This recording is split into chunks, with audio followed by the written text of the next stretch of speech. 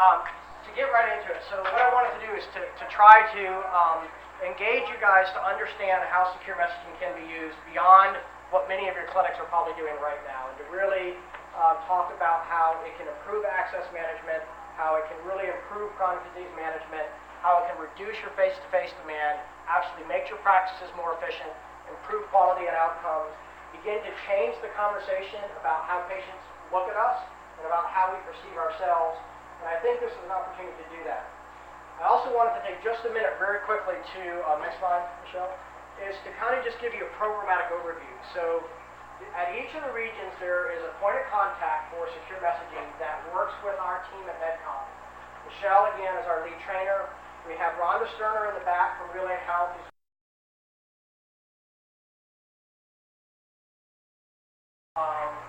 sustainment training and what the vendor and what our training folks and what you guys in the MTFs really need to do beyond deployment, but with sustainment. Again, we're in the process of signing a modification to the contract, and we put significant dollars to the vendor to help provide additional support to your practices. So again, recognizing you guys have a lot to do, as much support that we can provide we can, but at the end of the day, sustainment ongoing is going to have to live at the NTF level. So we'll talk about all that tomorrow, but I wanted you to understand programmatically kind of how things are set up. So right now, TMA has the contract for secure messaging, and this is an MHS-wide effort. So the Navy, the Air Force, Army are all using secure messaging, all deploying it to primary care and eventually beyond. So really we have three IT platforms that we can use across the enterprise of all these services to support patients in a medical home. One is Tri-Service Workflow. Two is the new Air Force HSDW, the CarePoint 3G you heard about, that was successfully turned on today, by the way. And then three is secure messaging. So as much as we can do to integrate those three things together and do as much with those in a resource-constrained environment, I think better off we're going to be, because there's not new money to go build or buy some brand new system. So this is what we have to work with. So TMA has the contract. We have a project manager at USAMIDIC here, Charlene De La Mata, who works between the project manager with the vendor, Relay Health, which is John Cayley, and each of your region's POCs. They meet regularly, once a week to talk. We meet regularly with the other services. We meet regularly with TMA to try to integrate as much of what we're doing and share practices across the board. Those regional PLCs are responsible for license management. Once we allocate the licenses basically to the MTFs, then the regions are going to maintain that. So they're your points of contact for sort of the programmatic piece of this. And as you heard Mark Swafford talk about today, is the three process metrics for secure messaging are now available in the beta test on the command management site as part of that PCMH dashboard. So you guys don't need to worry about mining for data, generating metrics, right? We get the data from Relay Health, we provide it to PA&E, they have created the dashboard on CMS, and we will continue to evolve that. So the data picture is evolving as we go, but I just wanted, again, you guys don't really need to worry about that piece of it, you just need to know where to find that information and what it means.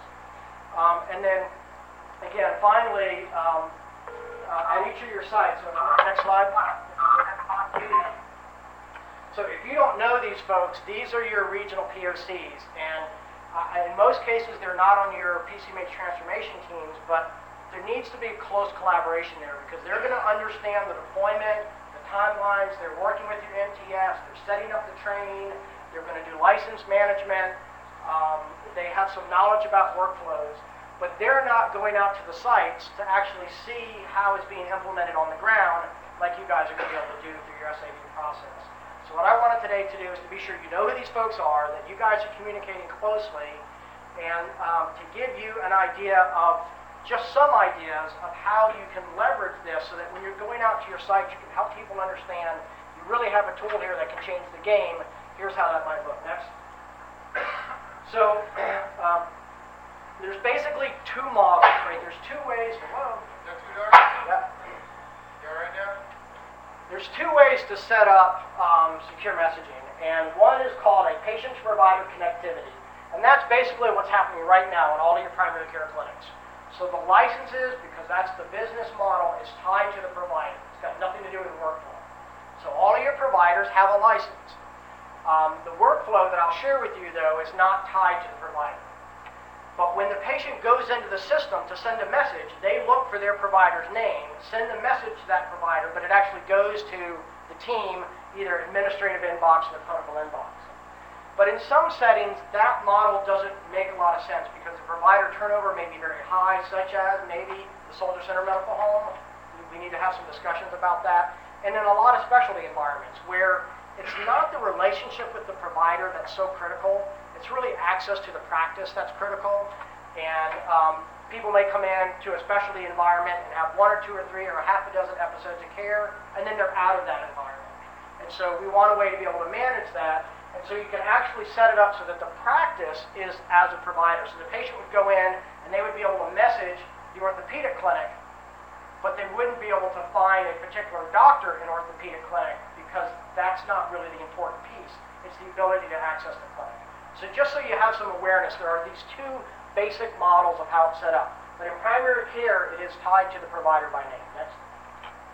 All right, so standardized workflow is really critical to understand because, and this wasn't really done lightly.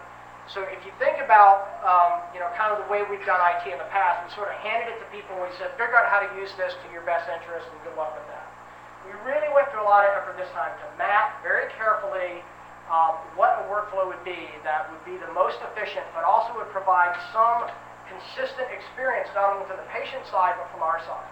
So again, when we send a message, when a patient sends a message to a doc, it goes to the team that they're on to either, depending on the message type, to either the clinical inbox or the administrative inbox. And as you're going to see as I go through a couple of use cases, that allows us to do a lot of things. Number one, you can have multiple people monitor that box. You don't have to worry about when people are gone or off for the day, messages aren't being monitored. It allows us to leverage the team in a lot of different ways. If the provider happens to go away at deployment or whatever it is, the patient, their workflow doesn't change. So when they send a note to their provider, even if their provider's not there, it's still going to go to the same team, the same workflow is going to be there. Also, when our providers and staff move around from one place to another, they don't have to learn a different way that secure messaging was set up. Basically, their role with the tool is the same no matter where they go. And then most importantly, our patients' experience is then the same. So where people get disappointed is not because one place is better than another, it's because one place is different than another. So I remember in a meeting a couple years ago back at our MTF, the example was used, if a patient comes to Fort Benning and we have great housing, but we really didn't put a lot of resources into the NWF, and so our gyms are kind of old and dilapidated. And then they go over to another post where the housing's not so great, but maybe the gyms are great. Well, if you happen to think housing is important and you go somewhere where it was less important, your perception is this is a less quality environment than where I was before. So if I'm in a practice where I send a message and it always goes to my doc, and he always responds within 1 hour, and then I go to another post where I send a message and my nurse responds in 4 days, the perception is I'm not getting the same quality as I was in the other place, even though maybe the outcome is no different, the perception is there. So this way, the patient's expectations and workflow are the same. So I just want to put that out there so people understand why there is a standard workflow, and it seems to be working well, and I think we're going to stick with that model. Go ahead. All right, so I'm going to jump right into some use cases. Next one. So there's 3 basically that I want to go through, and these are just examples to get you really thinking about how to leverage the tool. So let's just take the model right now. If we take a young lady, 28-year-old female, who wants to make an appointment for an annual woman exam. How does that happen in our system right now today? They pick up the phone and they call who? Call center. Call a call center. Hit central appointments, whatever that is. And what is their mission and goal in life? What's that? Turf you off to somebody else. First call resolution and whatever.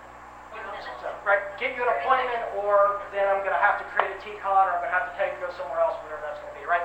So we have defined as an organization, and our people have come to think about access as getting an appointment with the doc. So there are practices out there that want to take secure messaging and route it directly to the central call center so they can book the appointment. That's an option, but let me paint for you a different picture. Next. So what if this patient now were to go in here, okay, so this is Belinda Gibbs, and she wants to make an appointment. Go next. So she goes in, and the secure messaging platform allows her to choose. She wants to make a new appointment. The reason is for Dr. Rue, it's time for my annual female exam. Basically what she would tell the clerk over the phone. Right here, she can indicate whether it's actually okay to see a different provider or not, so you can know what the patient's preference is about that continuity for that encounter. You have an opportunity to have your office hours here, so they know what their options are. And then they can go through and choose, basically, 3 in order of preference appointment types that they might like to have. They can describe any additional availability. So, for example, here, any Wednesday in the next 2 months between 12 and 4, Tuesday, September 14th, or Thursday, September 16th after 1 p.m., or Mondays before 10 a.m. But she puts a note in to Dr. Rue, I'm off work on Monday morning, so this is really best for me, but I could leave early on Friday, March 8th, if I could get an appointment for later in the day. This messaging system is so much more convenient than calling later in the day when I'm so busy at work. Hey, thanks for telling me about this. Okay, all right, great. Big deal, pretty straightforward. Next. So now the system does the same thing that our call center would do. It prompts them to update their demographic information. So oftentimes what our practices are finding is that within Relay Health, their phone numbers and contact information is more current than it is in CHCS and Alta. It also gives them an opportunity to put some other information in there, but most of that doesn't apply to us. Next. And then they get this message that says your appointment request has been delivered to Dr. Rue at the Army Medical Facility. Our policy is to respond to the message within 1 day. So that is one of the standards in the OIP checklist, is that we respond to all messages the day that they're received. It doesn't mean we have to resolve everything the same day. Some things are going to take several days to research, whatever we need to do. But we can respond back, and you can do this in a very automated, in 2 seconds, let the patient know we got your message, we'll either resolve it or we're working on whatever that issue is. But you have to change the settings locally to be a 1-day response setting. So that's one of the things that we'll have to look for, that there's no way for us centrally to go into the system and check across the whole Army to see if everybody set it for 1 day, because people can change it. So until we have that capability, we're going to need some help on the ground with that. Next. So now, the way the workflow is set up is because that's an administrative type message, it's designed to go to the admin inbox on the red team for the provider for which they sent that message to. So it shows right here the admin team red has got one open message. Next. And this is what it looks like. So they actually go into their admin team inbox, they see one message from Linda Gibbs, and it tells them that it's an appointment scheduling request. Next. And so this is what the message basically looks like that the patient's going to see. These are the message details that are in there of their choice. Next. Now, this is where we really can begin to change the conversation about what happens. So the clinical team gets that. And they have standing orders that says, you know what, for a well-woman exam, we know that the providers are going to order some routine blood work, like maybe a fasting cholesterol, or some of those types of tests, because that's evidence-based standard of care. Right now, the way that's going to happen is the patient's going to have to show up in that appointment that the clerk made. We're going to do our exam, and then we're going to order our test, and then we're going to have to wait for those tests to come back. Then somebody's going to have to call that patient and play phone tag. We're going to identify an abnormality. We're probably going to have to tell them to come back in for another appointment. We're not going to get any workload credit for all that follow-up work that we have to do, or we can engage the team. So. And all of these can be created as templates. So you can put standard messaging in there, you can use Azure type macros, you can use drag indentation, lots of ways that you can automate this. But again, I'm just going to read this to you because I think language matters, and if we begin to communicate with patients this way, I think they begin to perceive us differently. So hey Belinda, thanks for contacting us using the Army Medicine Secure Messaging Service. We were able to accommodate your third choice for the annual preventive care exam on Monday, March 11th at 10. Your appointment is with your primary care provider, Dr. Rue, on the medical home red team. So we identify that you have a team. You'll receive another message shortly with the details of your appointment time and a notice, and a notice of some appointment reminders that we're going to send you. Attached is a pre-visit questionnaire that would greatly assist us in preparing for your visit. If you would please complete this questionnaire prior to your appointment, either attach it to a secure message and send it to us, or bring it with you for your appointment. And finally, we're going to have your nurse contact you shortly to schedule you some routine blood work to get done prior to your visit. Having these things completed ahead of time will make your visit with Dr. Rue much more valuable to you. It's an honor to be a trusted partner in your care. Sincerely, your team. And so they're going to CC for action the clinical team, which is the nurse, hey, please schedule and contact Mrs. Gibb for her routine well woman labs per our protocol. So there's standing orders that tell them what to do. Provider doesn't yet have to get engaged in this, okay? So we can decide whether we want the patient to be able to reply to that or not, but we can attach any information that we want here. We can add web visits, we can do a lot of things. But in this case, I'm attaching, this could be the Tri-Service workflow visit forms. They can fill out at home before they come in. You don't have to do it while they're waiting in the office. Make your screening clerks much more efficient. Or this could be, any other thing that you want to do. Next. Can you set it up if I am Melinda Gibbs? Can I set it up so the notification comes to my email rather than going back to the web to check things? No, the whole platform is within a secure cloud environment, just like an online banking. And so there's nothing that passes in and out of our firewalls. And if it did, we'd be in all kind of IA issues and everything else. But it does come to your email. Just a note. You gotta go to Relay Oh, House. that's kind of what I was looking for. Yeah. Yeah, just when a you flag write, and then box, it Right. comes back to you. Yeah, you get an email, there's an embedded link in the email, so you have a message, click on here, and then it takes you to the login. Okay, next. All right, so now the next thing that we want to do, right, is we want to set an appointment reminder. So we've notified the patient they have an appointment. We've asked them to do some stuff ahead of time. So we can now set up an appointment reminder. Next. So with this, here's your appointment date, and we're going to send a reminder 1 day and 1 week. So we can set that very quickly at the time the appointment is made, and it's just like, getting a text reminder, so we can cut down dramatically on no-shows. We've got a lot of data with T-Mirror and others that shows that this is helpful, and we can set that in motion. We don't have to remember to remind them. It's all going to happen automatically. Next. All right, so now here's the clinical team, right? So they were CC'd for action. They've got a message. Next. And it shows them that this is a message for action. There's something that they need to do as opposed to just FYI. Next. And now they can go and say, hey, Mrs. Gibbs, we're pleased to assist you in preparing for your upcoming annual wellness exam. We've ordered some routine blood work on behalf of Dr. Rue that we'd like you to complete prior to your appointment. Please fast for 10 to 12 hours prior to your lab draw. Go to the Army lab on the first floor between the hours of 7 and 5. So again, we've given them navigational direction finding. We've given them our hours, trying to make it, so they don't show up and we're closed. We'll pass along your results to Dr. Rue in preparation for your visit. And again, this can be a standard template that you create ahead of time. With 1 click, really 3 clicks, right? To create the message, type, input the data, and send it, right? So you don't have to type all this out anymore. All right, and also we want them to do a pre-visit update. So that's another option. Go ahead, next. And so here's things that we can do. So example, the Air Force has done a pilot right now where they're actually creating a web visit, really help them, that allows them to actually do their entire SO via a web visit for a well-woman exam. So at home, they click on that link, and it asks all the questions of a well-woman exam that you would want them to ask, and then it sends it to you electronically, and then you can do open not checked in the day before and pre-populate your T-SWIFT form before the patient ever comes in. And then all you really got to do is the exam. And your labs are already done. And they've already been reviewed. Except you have to do something about having to put it from one piece into another. Of course they are. People are always going to complain about something. They always But the reality is that you can now make that encounter much more efficient, much more value added. You can get a lot more done in that encounter, and you can cut down on a lot of follow-up work that's going to come after that. Next. All right, so, here's now Belinda Gibbs, right? This is the patient going in. She got that email that told her to click on here, and she signed in, and she sees she's got 2 messages. Next. Dr. Uh-huh. Will that allow them, I heard what you said about they fill it out beforehand, but can the patient also just review it and, like the last one, so that they too don't have to do additional entries? You know what I mean? Can they just review the last one and make any changes? I don't think so. Yeah. Within Relay Health, I don't think so. I want to have a copy of their method so they can do the next reconciliation. Well, so you can do that. That's coming. That's within the PHR, but you have to populate it. So. All right, so basically, here's the message that she gets. Okay, your appointment is on this date. Your first reminder is going to be sent 1 week before. The second reminder will be sent 1 day before. If they would need to cancel it or reschedule it, they can do that.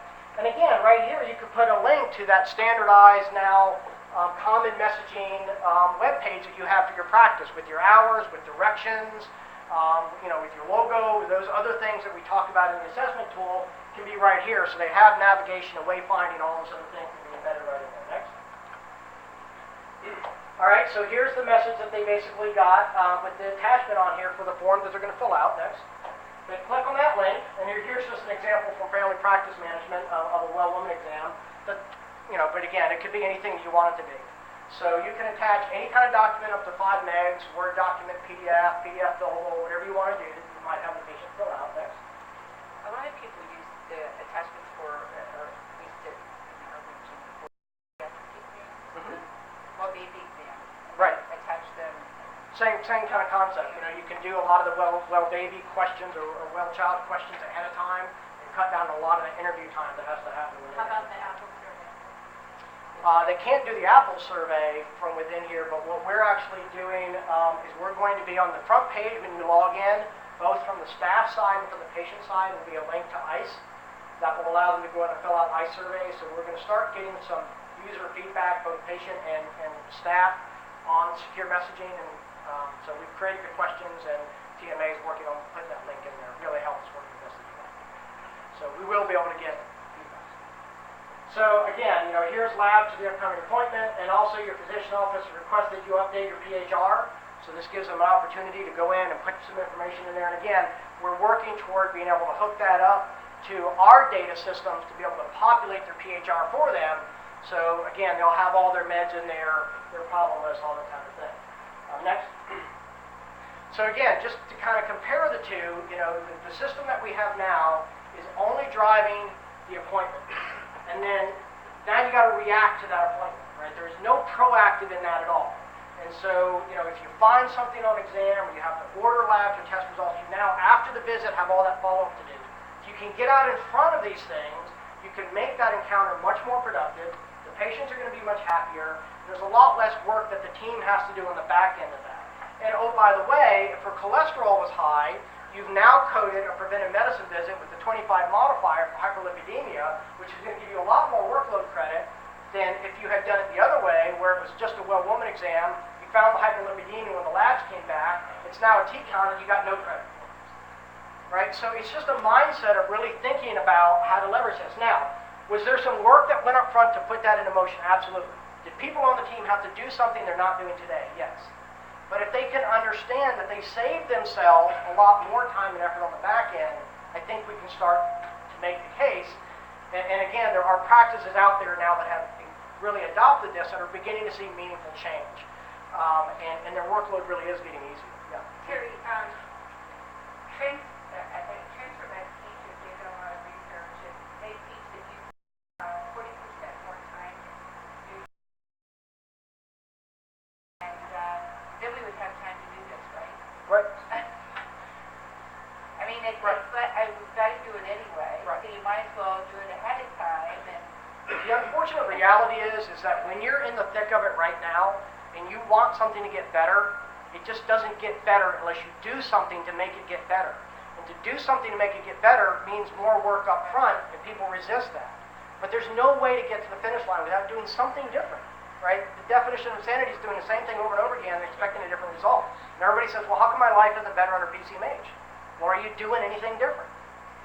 For end users, that would like, for you to market the difference, the main difference, or why they would want to use this versus, Tracker and what would your response be? It's Well- easier for the patient to be able to deal with. Yeah, so there's a usability issue, right? TOL is hard No, to I've use, just but... had a lot of, people ask. But the difference is that this is engaging, so this is bi-directional. So this is engaging the healthcare team and the patient. TOL is unidirectional. It's the patient and TOL. well, I believe it better. I use it, but I just wanted to hear what your response was. Right. So let me go into another one. Maybe I can help make that case for you, and again, you can share this. So now let's kind of move away from this access management, thinking about how we can change the paradigm about what access really means. Let's talk about somebody with chronic disease, right? So, we're not going to diagnose them with high blood pressure over email, nor should we. So let's start with this 55-year-old male who's got high blood pressure. Next. So again, it starts with the face-to-face encounter, right? So the patient's going to come in, and we're going to have a face-to-face encounter, and we're going to use TriService workflow, because that's our standard team-based documentation tool. Next. And so we're going to get in there, right? And now we're supposed to all do this comprehensive care plan that everybody's grumbling about because, it's a lot of extra work to do that, and it is. And this is not easy to fill this out because ALPHA is a source-oriented health record, and we're trying to turn this into a problem-oriented health record, which means we got to go all over the place to mine all the data that we need to build it around the patient's problem so it becomes problem-focused. So got that, but that work has to be done up front until we can get that more automated. But again, if you're doing T6 right, it copies forward, you only have to build it once. Next. So if you get that in a metabolic, so this patient is going to have hypertension, so we're going to want to build a care plan. Now for the first time ever, we've actually built clinical preventive guidelines right at the point of care. So let's just take the ideal world and say, you know what, I'm a doc and I really want to do the right thing, and I really want to practice evidence-based medicine. So I'm going to click on here and see really what it is that I should be doing with my hypertensive patients. So click on that next. And so it takes you right to this. This is literally with one click what you get. This is the DOD-BA practice guideline. That's not in a PDF that you don't have to go through 43 pages for. It takes you right to what you need so you can get right to the algorithm. You can look at that. Say, okay, that's great. Got it. Next. So in that, there's a table. Impact on lifestyle therapies on blood pressure and hypertension. And here's all the crap that I got to do now. If I really want to practice evidence-based medicine, I got to do lifestyle modification change. I got to get them to reduce their sodium. I got to get them to lose weight. I got to get them to exercise, and I got to get them to eat this bland DASH diet. Right? So how successful is that right now? Next. Oh, by the way, we want to establish the goal of therapy to reduce their blood pressure with minimal or no adverse effects. We want to educate patients about their disease. We want to maintain contact with the patient, consider contact by phone or email. We want to ask about adverse effects and adjust therapy. So most people's eyes gloss over this, say, I haven't got time to do all of Who that. says that? Huh? The provider? Because once it's diagnosed, there is nothing on there that has to be done by the PCM. Correct. The team can do that. Correct. So as we get into integrated behavioral health, and, exactly. Groups or whatever. So I got that. So, but again, they don't have to do all that necessarily face to face. No. Right. So next slide. So what if I come back now and I build my plan, right, based off the evidence base right there. It says, okay, I'm going to put them on hydrochlorothiazide. I'm going to put them on the DASH diet. I'm going to record their blood pressure in secure messaging and PHR, and I'm going to do labs in 6 months. Say, okay, that's our plan. So what happens right now? You tell the patient, I want you to do this. Let me know if you have any questions. Come back and see me in 6 months. How do you know if they come back in 6 months? How do you know if they do any of that? How do you know if they take their medications? Right? How do you know if their blood pressure is controlled unless you ask them to keep coming back and bring their home blood pressure readings with them, or have them come into the clinic and do 5-day blood pressure checks all the time? That's the only way that we have any idea whether anything that we're partnering with people to do really works. So can we change that paradigm? We can. Next. So let's put the plan in motion in the life space. Okay, how do we do that? First of all, let me just go in right now while I'm in the note and order my labs for 6 months from now. Right? I don't want to worry about remembering later. Let me just put the plan in motion. We said we were going to do it. Let's just order it, and now it's done. Next. All right, I put in here that the clinical team is going to monitor their blood pressure in the secure messaging platform. They're going to send reminder messages for labs in 6 months, and there will be regular med compliance messages that will follow. All right, so how are we going to do that? Go to next. So, in order to get an activated patient, we have to do 3 things. And secure messaging will let us do at least 2 of those 3 things. First is, right, we need a informed, motivated, and engaged patient. So we can inform them using an evidence-based, standardized education platform that your support staff can use today. We can't necessarily get to the patient's motivation, right? They got to be motivated to want to do it. But we can certainly engage them in ways we never could before. So next. So within the Relay Health platform, there's an education component to that. It's got over 5,000 health topics, more than 6,000 medication products. All education solution is reviewed by physicians and nurses from leading health institutions across the U.S., and they're reviewed and updated regularly. So we don't have to say, hey, nurse, do education, and then they tell them whatever they tell them, they grab a flyer, they have a favorite website they send them to, say, no, here's our education platform, so we all can agree that we know the content that our patients are going to get. The next. So we're in the office, right? We can start there. So the nurse maybe would step in, maybe this is your LPN or your RN that can come in, and can use some multimedia to kind of get the patient engaged, start that information.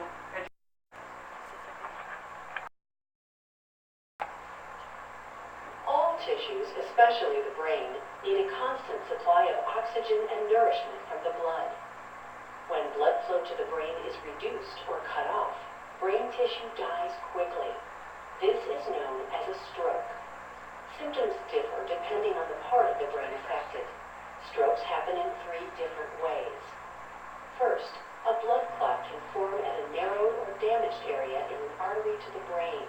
This is called a thrombotic stroke. Second, a blood clot in another part of the body can break loose, travel through the body, and become stuck in an artery to the brain. This is called an embolic stroke. Lastly, a ruptured artery causes blood to leak out into the brain, preventing oxygen from getting to the brain tissue in the surrounding area. This usually occurs in people with high blood pressure and is called a hemorrhagic stroke. All right, so it's just an example of one piece of content, right? So we know that patients remember half of what we tell them and understand a half of what they remember, right? So just showing them that in the clinic, if that's where we stop, we're not going to get probably a lot of engagement. We get a little bit of information. So let's take this to the next step. Next.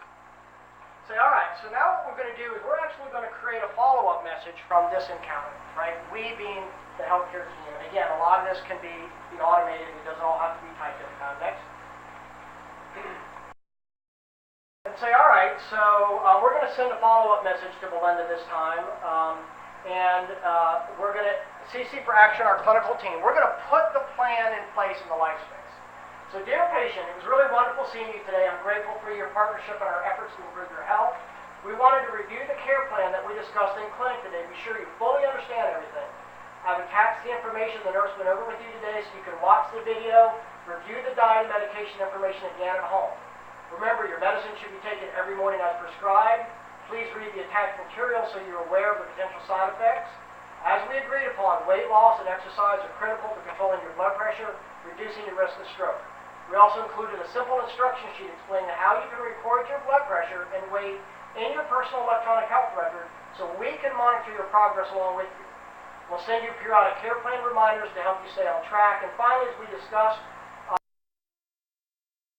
you'll get a message in 6 months reminding you that it's time for your blood work to be done. We'll let you know the results of your blood work, and if we don't feel your blood pressure is responding to current plan, we'll reach out to you with suggested changes. Please contact us anytime you have questions. Sincerely, your Army Medical Home Care Team. All right, so now we've been able to attach all that information. So we told them, right, what did my English teacher say? Tell them what you're going to tell them what you told them. Right, so we've started the process face-to-face. We're now sending it to them in their life space where they can review it. We've reviewed the care plan with them. They have that permanently at home. It's in secure messaging. It's archived. It's always there. If they can't remember, they can go back and reference it. Right? And then we've CC'd our care plan. Please see the message to Mrs. Patient. I need you to monitor her blood pressure and weight and the PHR at least weekly. Let me know of any weight gain or blood pressure issues that are above certain parameters. So now the clinical team, once a week, can very quickly go in, open up that patient's health record, see their blood pressures, and know whether or not they're in compliance or not. We don't need them to come back. We don't need them to do 5-day blood pressure checks in the clinic. We don't need them to write it on sticky notes and bring it to us. They need to put it in their PHR. Next. Right, so this is how they do that. They go into their health record, they click on vital signs, next.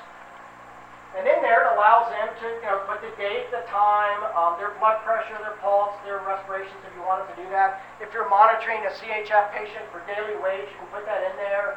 Their BMI is automatically calculated. So lots of information that you can ask them. But in this case, we just want them to put their blood pressure in, next. Right, and so this is what it looks like. So in literally 3 clicks, I go to patient, I type in the first 3 letters of the last name, they pop up. When I choose that name, it automatically opens up to the PHR. I choose vital signs, and in 3 clicks, I can see their record of their blood pressure. I can monitor them along with them from home in their life space and see how they're doing, right? And I don't really need to alert the provider unless they're out of range, right? Unless something about their plan isn't working right and we need to make a change. And we just once a week, once a month, every couple of weeks, right? It's their job and their roles and responsibilities to go in and check this patient's plan and be sure they're doing okay. Next. Now, we're going to create a follow-up message, right, in addition to that one that we sent. And we're going to send this to the patient. Next. We're going to schedule this to go out, let's say, about a month from this visit. Hey, Mrs. Patient, I hope you and your family are well. Your care team wanted to send you a reminder to see how you're doing with your plan to reduce your weight and lower your blood pressure. We've been following your blood pressure and weight in your PHR, and we're very pleased to see you've lost 3 pounds in the past month and your blood pressure is at goal. Please continue your medicine as prescribed, continue your great efforts in improving your diet and exercise, If you're having difficulty adjusting your lifestyle or maintaining your lifestyle changes, your medical home team has behavior modification professionals and a nutrition professional available to assist you. As always, we stand by ready to assist you. That's a different conversation than we're having with our patients right now. That, right there, just that message, I think, changes the game. Right? Even if we didn't use the nutritionist in integrated behavioral health. Just the fact that we are reaching out to them and engaging them and using language about team and about care plan and about health and that we're with you and that we're monitoring this along with you and that we got your back. I think that's just, and do we have to do this for every patient? No. You do this for 50 people out of your panel of 1,000. It will change the game. Next. Right? So, and finally, we're going to schedule one more out, that's going to go in 6 months. So next. So again, it's been 6 months since we started doing that new blood pressure medicine. I'm glad you've not had any side effects. We continue to monitor your blood pressure and your PHR. We're pleased to see it's doing well. The order is already in the computer. Remember, we did that during the original visit. No new work needs to be done there. The provider doesn't need to remember to do that. It's already set up. We already scheduled this the day of that first visit. This is going to go out automatically. You don't got to remember to do it. Patient doesn't have to remember to do it. Order is already in the computer. We're just telling them to go do it, right? My thing is, I think, what if the patient's not doing well? Or, where's the stop in there? Could Right, then you gotta automatically intervene. happen and you're going to look stupid if you're going, oh my gosh, we totally forgot about this. Yeah, right. So if you're going to schedule one to go out, it probably wants to be more generic than that, Exactly. right? And then obviously if things aren't going well, then it would be a specific message. So I wrote that to be kind of specific, but it would be more generic than scheduled for some point in the future when you don't know what's going to happen. That's a good thing. One of the blood pressure, hypertension clinic, and one of the things that we always reminded patients every time we had contact with them was what was the normal range, and please contact them if X, Y, and Z, or contact us right away, or if ER or X, Y, or Z occurred. Do you think that's important for these kinds of messages as well? Yeah, I think I just, it's not always happy-go-lucky. Sometimes reps still have to tell them, oh, by the way, your systolic diastolic is, and you got a headache, that may be reason. But I see secondary side effects because I just think this kind of engagement with our patients changes the relationship we have, improves their loyalty to us, their satisfaction with that care. We hope their health care gets better too. But, the other things that we're measuring in PCMH can all be impacted by just having this kind of thing. And again, a little bit of work up front, but then you put it into motion automatically, right? It's not like people have to then somehow remember they have to do all of this. We just build the care plan and we launch that care plan and then be prepared to intervene, of course, if you have to. All right, next. And then again, so now we're, the pain point, right, that everybody has. All right, so now I got to capture this great stuff and I got to put it in the electronic health record into a TCON and I got to code it, and that's a big pain in the neck because Alta's a pain in the neck and that's going to take me 5 minutes to do that. So that's a valid complaint. I really wish that this was interoperable with our electronic health record. And to all credit to Relay Health, it's not a Relay Health interoperability problem, but it's interoperable with other health records. Nothing is interoperable with Alta, and it just isn't going to be, and it's just the reality of that architecture. And so, again, we've got Patrick, and other people working on trying to find an interoperability solution, but I don't think it's going to happen. But what we can do is we can automate this copy-paste process so that it's not so manually intensive. So we have right now a macro that's been created that is working successfully and being beta tested at least one of your sites in every region, whether you know it or not. And we started that last week. So far it's going very, very well. We'll get another couple of weeks of feedback, and then we'll be ready to make this available to you all. The beauty of this is that this is a Dragon macro. It doesn't work in as you type, I'm sorry. It's a Dragon macro, and then it lives on the QMO SharePoint site.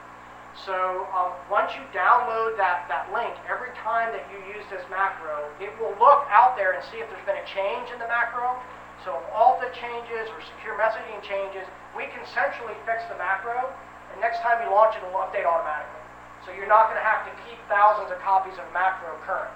We can actually centrally manage that. So, so here's the message. Go to next and show the video.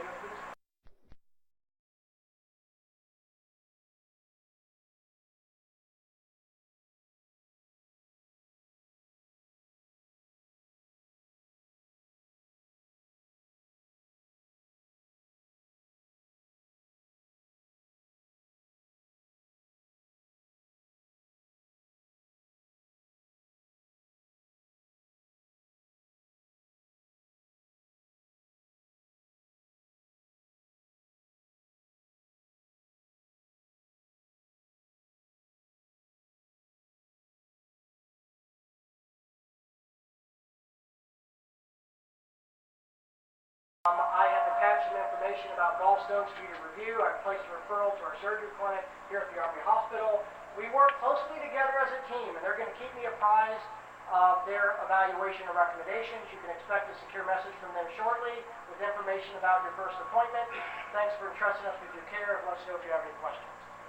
Right? And so I can now CC for information my surgical colleague and say, hey, general surgery, please see my note above for Mrs. Patient. I put a referral in. Again, business workflow, clinical workflow. Right? I placed a routine referral to you and CHCS. Thanks in advance for helping me care for this patient. I look forward to hearing your thoughts. Okay? So we're now actually having a conversation with our specialty colleagues as if we're all on one team and the patient is involved in that conversation. Next. And by the way, I could have attached a video or information about gallstones to that patient. I could have done a lot of things to have that patient more informed before they ever went to the surgery clinic. All right, so now I can go into CHCS and put my referral in there. Please evaluate and co-manage for symptomatic cholecystectomy. And I'm going to let them know, hey, patient's already registered in secure messaging. So again, this is a different word for us, right? As an organization, we're not used to this idea of co-manage. A lot of people don't like this idea of co-manage. Send me the patient, I'll do my thing, I'll send them back to you when I'm done. But if we're going to make the paradigm shift, we have to start having these conversations with our specialty colleagues. It really is about you and I working together with this patient. It really is not a fire brigade. Next. All right, so here is the general surgery clinic, right? Their inbox, they've got an FYI message, right, about this patient from us. Next. So this is clinical workflow, right? The referral's still doing the referral thing. That's fine. That's business workflow. But I want to coordinate care with my surgical colleague. And the business workflow of consults doesn't do that for me. So this is the message that they saw basically from us, from the Surgery Center Clinic. And so now they can send a note out. Hey, we received the referral from Dr. Brew indicating he'd like us to see you about some gallstones on your ultrasound and possibly causing use of abdominal pain.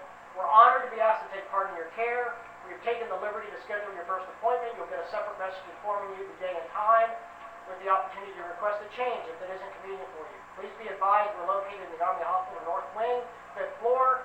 Attached, you'll find a pre-visit questionnaire that would be great to us if you could complete it ahead of time. You can complete it and reattach it just like we did with the well woman exam. So now surgery can actually get some of their work done up front before the patient ever comes in for that first consult, right? And we're all engaged. Next. All right, so next. So they go through, they do their appointment. And so here's Belinda now. So she's going to see that she's got her test results. She's got her surgical appointment, and she's got her appointment reminders. Next. All right, so this is just basically showing that now the patient can go in using the practice as a provider model that I mentioned earlier and set up a formal linkage with surgery for the duration of her care in surgery clinic. She can have a messaging relationship with general surgery. When that episode of care is over, the practice just disengages them from that. So we're not tying it to it. We don't even know what surgeon she's going to see yet. We just want to connect them to the practice so that they can send information, they can let them know about appointment times, whatever that use case is for general surgery. Next. Right, so here they are now in the patient's list of doctors. They have their general surgery practice, they have their primary care doc on their list of people they have a messaging relationship with. Next. So again, this just shows them here's your appointment, the reminders we're going to send you for your surgery appointment. Next. All right, and so now general surgery, if they would, could actually create a colleague message back to us. Next. Say, hey, Dr. Ruth, thanks for the kind referral on Mrs. Patient. For details of my evaluation, please see the note at Alta. Right? We don't need to repeat all of that data. We just want to coordinate the care. Dated 23 January, so you know where to find it. Our plan is to proceed with elective laparoscopic cholecystectomy on 3 February. I'll drop you a quick note to let you know how her surgery goes. I'll manage her post-op pain, and I'll follow her until her wound heals. I've informed her that you'll continue to address any other issues. So here's the co-management piece to say patients don't show up in our clinic and go, well, were you going to give me the pain medicine for my surgery, doc, or is the surgeon going to do that? Or they're not going to the surgeon and say, well, can I have something for my headache? Right? So we can agree up front. This is what you're going to do. The episode of care is over when the wound heals. Right? We both agree that that's what we're going to do. So there's less confusion. Patient knows up front. Next. So that, again, that's a very different relationship with specialty care than what we have right now. Is that going to happen magically? No. Is there going to be people fight that? You bet they are. I was at court still a couple of weeks ago and got laughed out of the room with general surgeons about this. So I'm not saying that this is easy, but what I am trying to ask you is that if you can help people begin to realize what a different world might look like and how much better that would be for all of us professionally and how much better we can do healthcare, and we really can reduce our workload in the process, maybe we can actually start to make some inroads into this concept. So finally, last 3 slides next. I just want to show that there's ability to actually do broadcast messaging in ways that we can't really do right now that can really do preventive care better and reach out. And so there's something that we can do called setting keywords. So there are practices, Launch School is doing this. We have a couple of other places that have really begun to experiment with this and are having some great success. Next. So basically what you can do is you can build a patient list, and again, until we actually populate that PHR with our data, we can't group patients by disease or by medication. When we do populate the PHR, we could. We can right now group them by demographics, by age or sex. We can also group them by keywords if we develop a keyword system. And each practice can create their own keyword system. When that patient goes to another practice, those keywords go away. Right? So this is something that people can use locally to meet their needs. Next. So let me show you how that works. So here at Launch Stool in the OBGYN clinic, when an OB patient comes in, they set their keyword up by their due date. So now they can group all their patients by trimester, and they can send out notices to all the people in the first trimester with education or information or to go get labs done or however they want to do that. Next. And here is an example of a practice that has actually done this by certain conditions, right? So they have an anticoagulation clinic. They want to know all their patients that are on Coumadin or whatever that might be. So again, you can come up with these things, and it gives you the opportunity now to create cohorts that you can reach out to. Next. And then finally, you can actually create preventive medicine care programs and make them automatic. So for example, I want to notify all of my patients between 0 and 24 months and remind them about their immunizations every 2 months. So when I create that group, it will go look at the demographics, find all the patients that are within that 0 to 24 months at the time that it's going to send that message, and it's going to automatically send that message out. So again, maybe mammogram. Female patients over the age of 40, every 24 months I want the message to go out. If they're 51 to 100, I want it to go out every 12 months. Reminder, here's a video about how to do self-breast exam, here's how to get your mammogram done. I create that, I put that into motion, and the system basically does the rest for us. So again, just to let you see the power and some of the options that you have, where you don't have to send out snail mail, you don't have to have people with complicated spreadsheets, you don't have to play phone tag as much. The key to all of this, of course, you got to have patients on board.